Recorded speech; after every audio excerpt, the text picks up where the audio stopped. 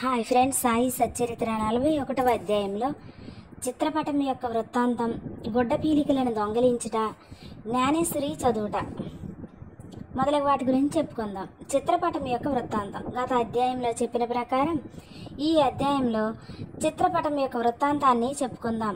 గత అధ్యాయంలోని విషయము జరిగిన 9 సంవత్సరాలకు అలీ మహమ్మద్ హేమత్ పంత్ను కలిసి ఈ కింద చెప్పబడిన కథ చెప్పారు. ఒకనాడు బొంబాయి వీధుల్లో పోయేటప్పుడు వీధిలో తిరిగి అమ్మేవాని వద్ద అలీ మహమ్మద్ సాయిబాబా పటాన్ని కొన్నాడు. దానికి చట్రం కట్టించి తన బాంద్రా ఇంటిలో గోడకు వేలాడదీశాడు. అతడు బాబాను ప్రేమించడం వల్ల ప్రతిరోజు చిత్రపటం దర్శనం చేసేవాడు. హేమత్ పంత్కు ఆ పటం ఇవ్వడానికి 3 నెలల ముందు అతడు కాలు మీద కురుపులేచి బాధపడుతున్నాడు. దానికి శస్త్రచికిత్స జరిగింది. అప్పుడు అతను బొంబాయిలో ఉన్న తన బావమర్ది అయిన నూర్ మహమ్మద్ పీర్బాయ్ ఇంట్లో పడి ఉన్నాడు. బాంద్రాలో తన ఇల్లు 3 నెలల వరకు మూయబడి ఉంది. అక్కడ ఎవ్వరూ లేరు. అచ్చటి ప్రసిద్ధి చెందిన అబ్దుల్ రెహమాన్ బాబా, మౌలానీ సాహే, మహమ్మద్ హుసేన్, సాయిబాబా, తాజుద్దీన్ బాబా మొదలగు యోగుల పటాలు ఉన్నాయి. వాటిని కూడా కాలచక్రం విడవలేదు.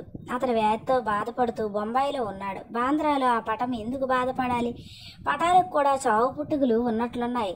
పటాలన్నీ వారి అదృష్టము అనుభవించాయి. కానీ సాయిబాబా పటం మాత్రం ఆ కాలచక్రాన్ని తప్పించుకున్నది. అది ఎట్లు తప్పించుకొనగలిగినో నాకెంతవరకు చెప్పలేదు. దీన్ని బట్టి సాయిబాబా సర్వాంతర్యామి అని, సర్వవ్యాపి అని, అనంత శక్తుడని తెలియచున్నది. అలీ మహమ్మద్ అనేక సంవత్సరాల కిందట యోగి అయిన అబ్దుల్ రెహమాన్ బాబా యొక్క చిన్న పటాన్ని మహమ్మద్ హుసేన్ తారియా వద్ద సంపాదించాడు. దాన్ని తన బావమర్ది అయిన నూర్ మహమ్మద్ పీర్బాయికి ఇచ్చాడు. అది అతని టేబుల్లో 8 సంవత్సరాలు పడి ఉంది. ఒకనాడు అతడు దాన్ని చూశాడు. అతడు దాన్ని ఫోటోగ్రాఫర్ దగ్గర తీసుకుని పోయి సజీవ ప్రమాణమంతా పెద్దదిగా చేయించి దాని ప్రతులు తన బంధువులకు, స్నేహితులకు పంచిపెట్టాడు. అందులో ఒకటి అలీ మహమ్మద్కి ఇచ్చాడు. దాన్ని అతడు తన బాంద్రా ఇంట్లో పెట్టాడు. నూర్ మహమ్మద్ అబ్దుల్ రెహమాన్ గారి శిష్యుడు. గురువు నిండు దర్బార్లో ఉండగా అతడు గురువు గారికి దీన్ని కానుగ్గా ఇవ్వటానికి పోగా వారు మిక్కిలి కోపించి కొట్టబోయి నూర్ మహమ్మద్ను అచ్చటి నుండి తరిమివేశారు. అతడు చాలా విచారపడి చిరాకు పడ్డాడు. తన ద్రవ్యమంతా నష్టపడటేగాక గురువుగారి కోపానికి, అసంతృష్టికి కారణమైంది కదా అని చింతించాడు. విగ్రహారాధన గురువు గారికి ఇష్టం లేదు. ఆ పటంను అపోలో బందర్కి తీసుకుపోయి ఒక పడవను అద్దెకి కట్టించుకొని సముద్రంలోనికి పోయి దాన్ని అక్కడ నీళ్ళలో ముంచివేశాడు. తన బంధువుల వద్ద నుంచి, స్నేహితుల వద్ద నుంచి పటాలు తెప్పించి వాటిని కూడా బాంద్రా సముద్రంలో ముంచాడు. ఆ సమయం అలీ మహమ్మద్ తన బావమర్ది ఇంట్లో ఉన్నాడు. యోగుల పటాలను సముద్రంలో వేసినచో తన వ్యాధి కుదురునని బావమర్ది చెప్పాడు. అది విని అలీ మహమ్మద్ తన మేనేజర్ను బాంద్రా ఇంటికి పంపి అక్కడున్న పటాలన్నింటినీ సముద్రంలో వేయించాడు. 2 నెలల తర్వాత అలీ మహమ్మద్ తన ఇంటికి తిరిగి రాగా బాబా పటం ఎప్పటి వేళ గోడ మీద ఉండటం గమనించి ఆశ్చర్యపడ్డాడు. తన మేనేజర్ పటాలన్నీ తీసివేసి బాబా పటం ఎలా మరిచాడో అతనికే తెలియలేదు. వెంటనే దాన్ని తీసి బీరువాలో దాచాడు. లేకున్నా తన బావగారు దాన్ని చూసినచో దాన్ని కూడా నాశనం చేయనని భయపడ్డాడు. దాన్ని ఎవరికి ఇవ్వాలి? దాన్ని ఎవరు జాగ్రత్త పరుస్తారు? దాన్ని భద్రంగా ఎవరు ఉంచగలరు అనే విషయాలు ఆలోచిస్తుండగా సాయిబాబాయే ఇస్ము ముజావర్ను కలిసి వారి అభిప్రాయం ప్రకారం చేయవలసిందని తోచినట్లు చేశారు. అలీ మహమ్మద్ ఇస్ము ముజావర్ను కలుసుకొని జరిగిందంతా చెప్పాడు.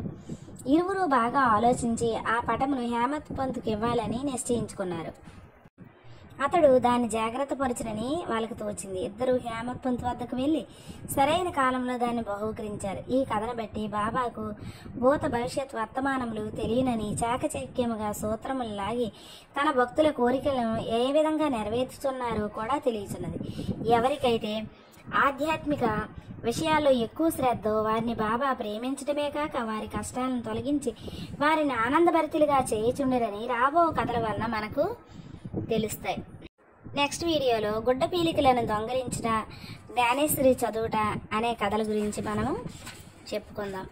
అయితే ఫ్రెండ్స్, నా వీడియో కనుక మీకు నచ్చినట్లయితే నా ఛానల్ని సబ్స్క్రైబ్ చేసుకోండి. నా వీడియోని లైక్ చేయండి. మీ ఫ్రెండ్స్కి, ఫ్యామిలీ మెంబర్స్కి అందరికీ షేర్ చేయండి. ఇంకా నా వీడియో బాగా మీకు నచ్చినట్లయితే కామెంట్ చేయండి. ఓం సాయిరామ్ అని కామెంట్ చేయండి. ఎవరు కూడా చూస్తున్నారు వీడియో కానీ ఎక్కువగా కనెక్ట్ అవ్వట్లేదు. ఇంకా మీరు నాతో ఎప్పుడు కనెక్షన్ ఏర్పరచుకుంటారో ఏంటో నాకైతే అర్థం కావట్లేదు ఫ్రెండ్స్.